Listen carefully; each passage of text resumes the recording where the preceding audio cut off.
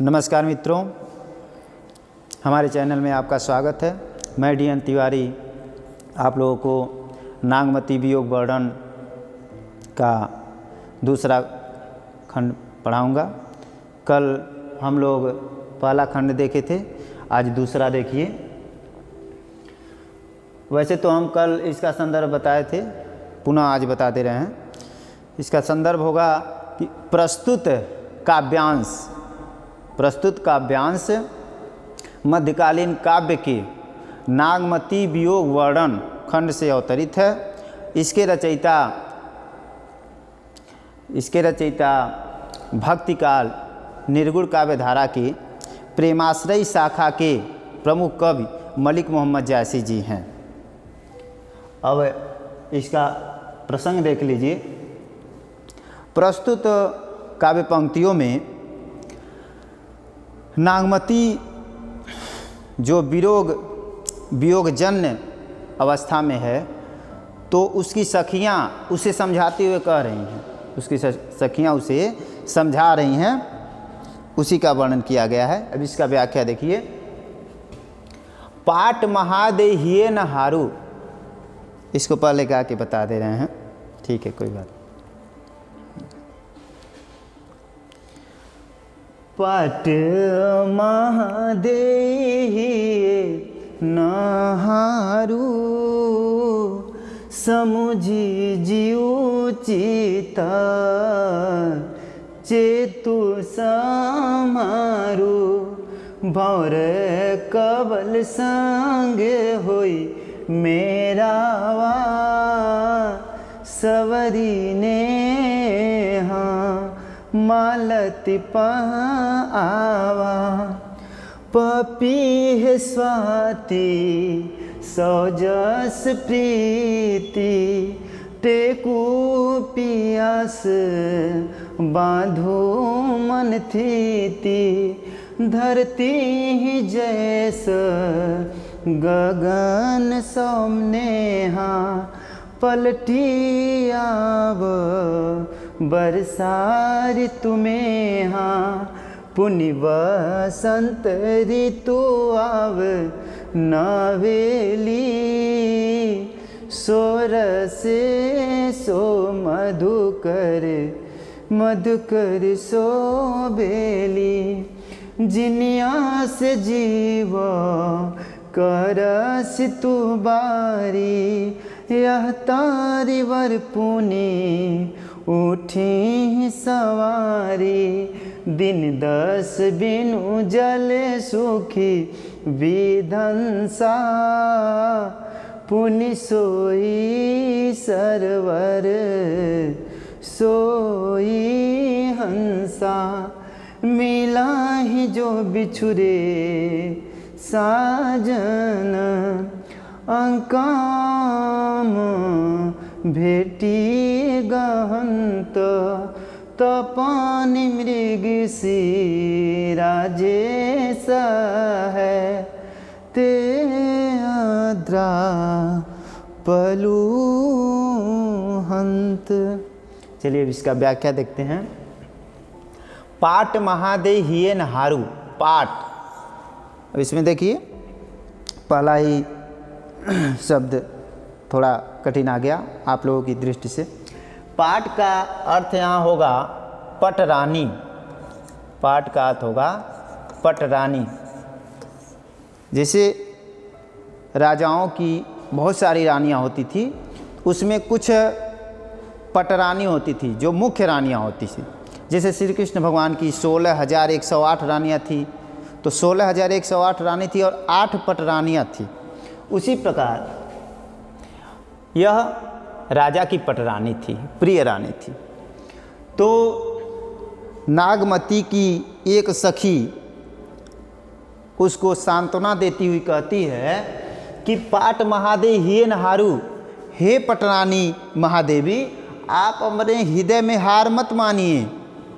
समुझी जीव चित्त चेतु संभारू, समुझी जीव माने अपने हृदय को, चित्त मन को, चेतो और संभाल लो। अपने हृदय को, अपने मन को संभालो, और चेत जाओ, सावधान हो जाओ, अपने आप को संभालो। वह उदाहरण देती है कि भौर कवल संग होई मेरावा। भौर जो भौरा होता है, कवल माने होता है कमल का, होई मेरावा, होई मेरावा का मतलब हेल मेल करता है। भौरा क्या कहता है? कमल के फूल के साथ हेल मेल मात्र करता है। लेकिन संवरी नेह मालती पर्यावा, उसका जो प्रेम है वह संवरी पुनः क्या होता है? मालती के फूल पर ही आता है। यानी कमल के फूल पर तो वह सिर्फ मंडराता है, हेल मेल करता है, नहीं पुनः घूम करके सभी फूलों पे घूम करके अंत में वह मालती के फूल में ही सुगंध के लिए आता है, क्योंकि मालती का फूल अत्यधिक सुगंधित होता है। तो वह कह रही है कि जिस प्रकार भौरा कमल के साथ हेल मेल करके मालती के फूल पर ही जाता है, उसी प्रकार आपके जो राजा रत्नसेन हैं वह भले ही चले गए हों पद्मावती के पास, लेकिन वह पुनः वापिस आप ही के पास आएंगे। ठीक है। पपीहे स्वाति सौ जस प्रीति। पपीहा, जो पपीहा पक्षी होता है, उसका स्वाति नक्षत्र से इतना गहरा नाता होता है कि वह बादल में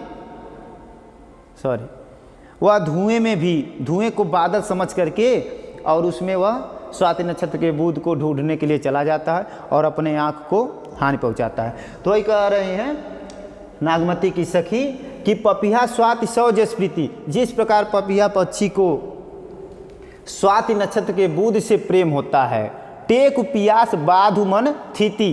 टेक माने रोक करके, पियास प्यास, बाध मन थीति।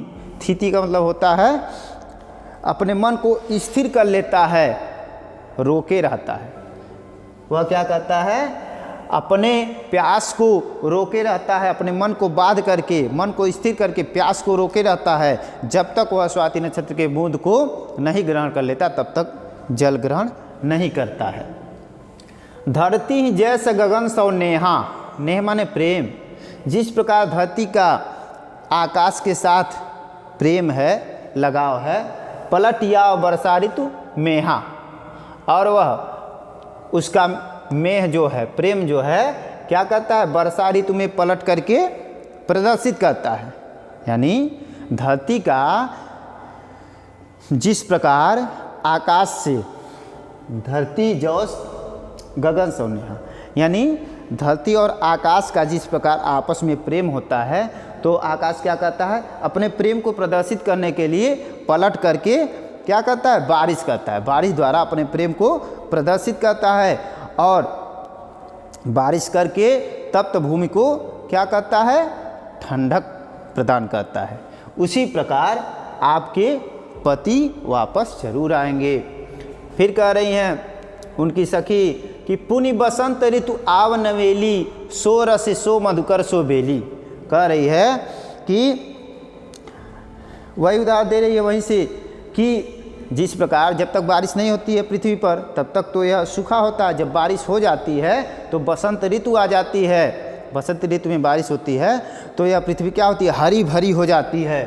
तो वही कह रही है नागमती की सखी कि पुनि बसंत ऋतु आव नवेली, पुनः नई नवेली बसंत ऋतु आ जाती है। सो रसे सो मधुकर सो बेरी, वही रस, वही मधुकर भौरा और वही पत्तियां पुनः फैल जाती हैं, हो जाती हैं। ठीक है। जिन यस जीव करस तू बारी। बारी माने होता है स्त्री, नारी। कह रही है जिन यस जीव करस तू बारी, कह रही है। और बावरी, बावरी भी हो जाएगा बारी का। अरे बावरी, तुम अपने जीव को ऐसा क्यों कर रही हो? अपने जीव को छोटा क्यों कर रही हो? यह तरिवर पुनि उठी सवारी। यह जो तुम्हारा शरीर रूपी तरवर है, वृक्ष है, पुनः सवर उठेगा। जो तुम्हारे पति के जाने के बाद जो तुम्हारा शरीर रूपी तरवर है, वृक्ष है, सूख गया है, वह पुनः सवर उठेगा। उसमें डाल पात फल फूल सब लग जाएंगे। दिन 10 बिन जल सूख विधंसा, पुनि सोई सरवर सोई हंसा।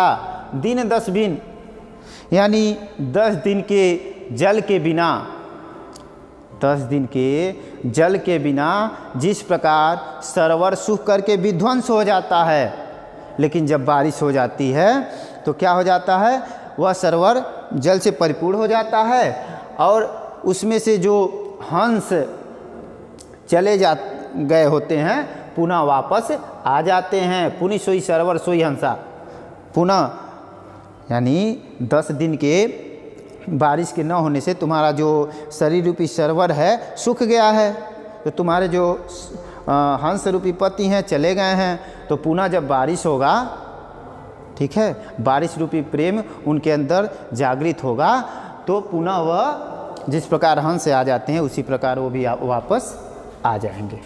अब देखिए दोहा इसका, मिले ही जो बिछुरे साजन अंकम भेंट गहन।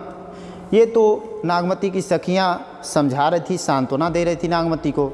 अब नागमती क्या सोच रही है, सोच रही है कि मिले ही जे बिछुरे साजन अंकम भेंट गहन। गहंत माने गह करके, पकड़ करके, अंकम माने गोद में, कि मिले ही जे बिछुरे साजन, अगर मेरे बिछुड़े साजन मिल जाते हैं तो मैं उसे अपने अंक में, गोद में, बाहों में भर करके क्या करूँगी, भेंट लूँगी, भेंटूँगी उन्हें। तपन मृग सिरा जेस है ते अद्रा पलुहंत। वह सोच रही है कि जो आद्रा नक्षत्र तभी आता है जब पहले मृगशिरा नक्षत्र आ जाता है। यानी जब मृगशिरा नक्षत्र की तपन पृथ्वी सह लेती है तो पुनः आद्रा नक्षत्र आता है और उसमें बारिश के द्वारा यह धरती क्या होती है, जिसको पलिहर कहते हैं, अर्थात गीली हो जाती है, भूमि गीली और शीतल हो जाती है, ठंडी हो जाती है। ठीक है, ये रहा इसका व्याख्या। और जैसा कि कल भी हम बताए थे, आज फिर देख लीजिए कि इसकी भाषा क्या है। भाषा अवधि है,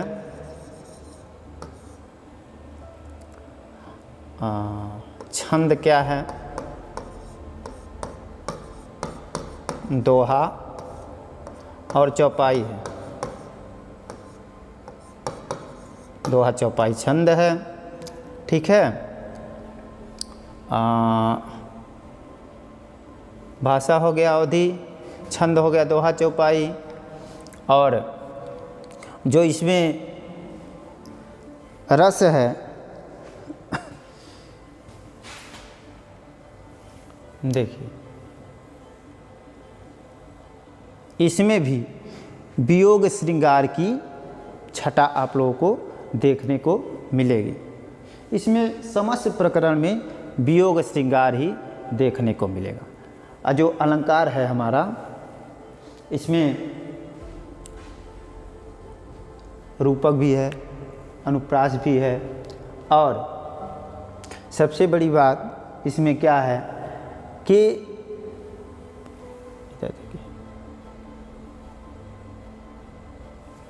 इसमें कवि को नक्षत्रों का बड़ा ज्ञान है। कवि ने नक्षत्रों के बारे में बताया है कि पहले मृगशिरा नक्षत्र की तपन होती है और उसके बाद पुनः आद्रा नक्षत्र आती है, जिसमें बारिश के द्वारा पृथ्वी शीतल हो जाती है। ठीक है, ये सब विशेष में है। अब अगला जो खंड है कल आपको बताएंगे। तब तक के लिए नमस्कार, धन्यवाद।